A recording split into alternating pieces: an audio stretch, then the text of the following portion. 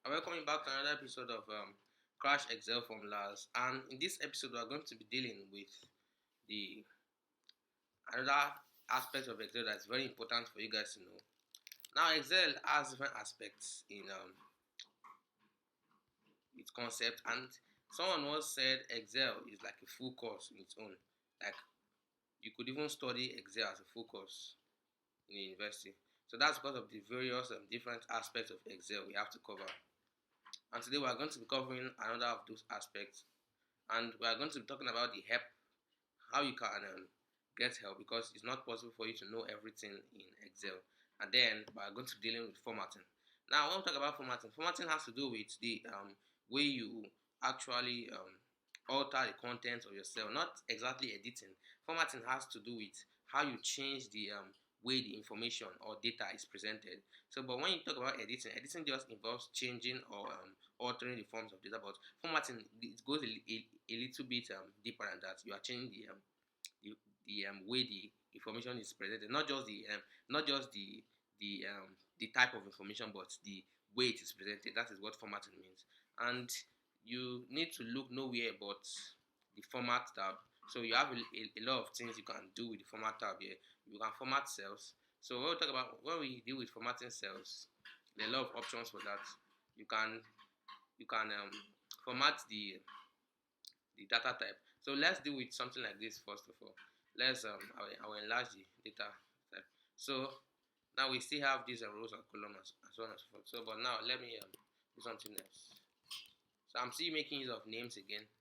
Yeah, I like using names. You can say that again. Now you have scores.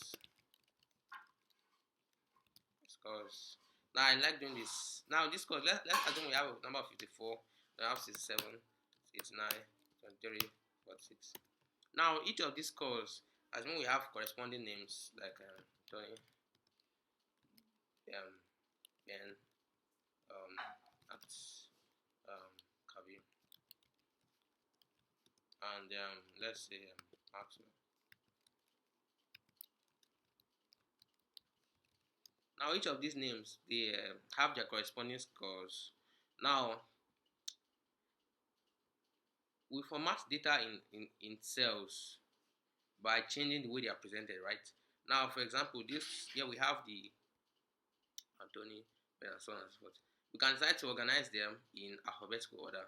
Now, if I wanted to organize them, I'll just select this row. So I've done something like this before. Just go to the quick access toolbar and organize the data. Now,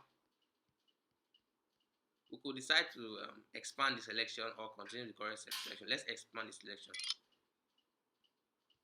So here we have it going from top to down. So actually it looks like it was okay. Let me Command Z. So let me do that again. Command Z.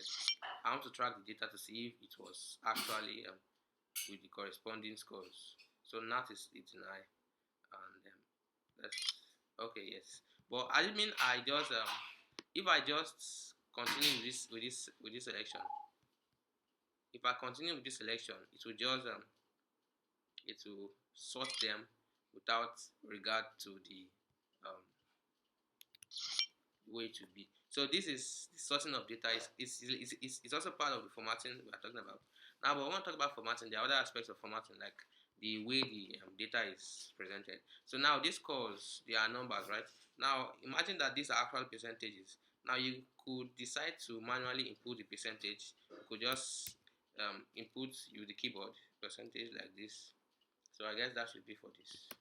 So I could insert and then go to the next one again, insert the percentage, and go to the next one again, insert percentages. You can see that this is actually looking very dumb because it's time wasting and there are easier ways of doing this. So the best way is basically just select the range of cells you want to format, and then you go to this numbers section under the home tab. The number section in the home ribbon. So this is the ribbon assigned to the home menu. Now when we go to this number section, just click this drop down arrow. It talks about the number format. Now you can see that some of them are in percentage, so we want all of them to be percentage. So just click the numbers tab, and we are good to go. So just like that, everything is in percentages, and we can also change the decimal places if you don't want too many decimal places. can use this decrease decimal arrow that points to the right. So I can decrease it, and if I don't want any decimals at all, I can decrease it further, and so on and so forth. So this is the how it looks like. It looks, but now you can see that this data is not realistic. So somebody is having 56,000 percentage. So I can get it back. I can take it back to numbers first. So I'll take everything back to numbers. Oh, that shouldn't be 754. I can take it back to general instead. So, or if I've lost track of my formatting and I don't want to end up entering data again, you can also use Command Z on a Mac. So I'll use Command Z now to take me back to the previous state of my editing. So the first time I had data. Now the reason for that confusion is because some of them were already in percentages and some of them weren't. So I was not keeping track of that. So now, since all of them are in general format, I will not select the whole range, and instead of taking the drop down, if you know exactly what you want to do, you can just directly click the percentage down and you are good to go. Now, but this is 5,400 percentages, 6,700 percentage, so this is not realistic. So we're going to be dealing with other ways of correcting this, but let's let it be for now. Now, when we talk about formatting, you can also use the formatting tab on this. This is format tab. So you have the cells, you can format the cells, the rows, the columns. So in the rows, you can format the height of the rows. You can auto fit, you can hide, you can hide. So now let's talk about the format, the height. Now, basically, we have this row 4. Now, assuming we want to show that Kabir is the class captain of this class, so we can just go to the format and format the row and make the height to be greater than the rest. So we can give it a height of, let's say, 29, and or maybe to make the difference visible, let's give it a height of 49. So click OK. So you can see that now the row 4 is much larger than the rest. So I don't want this. It's kind of a little bit of inequality demonstration. So now each of the rows is equal. So that's just a demonstration of the different formats you can apply to your cells. So your column, you can also adjust the column width. So you can do that with this format tab, or you can do that manually by just going above the column and taking your mouse pointer to the right edge and then you drag it to the right. So you can see that you've already extended the column width that way. So there are different ways. One feature of Excel is that there are often different ways of achieving the same goal. So now you just have to pick the one that is easiest for you. So that is basically the point here. Now next, let's talk about getting help in Excel. Now we talked about the fact that there are different ways of achieving the same goal, right? But there are ways by which we might need extra methods to augment the ones we have. So you make use of the F1 key for the help. So you can use the help tab here. So Excel help, you can go to Excel help. Excel help, you can have a lot of options there. But now, right now, as you can see, I'm not connected to the internet.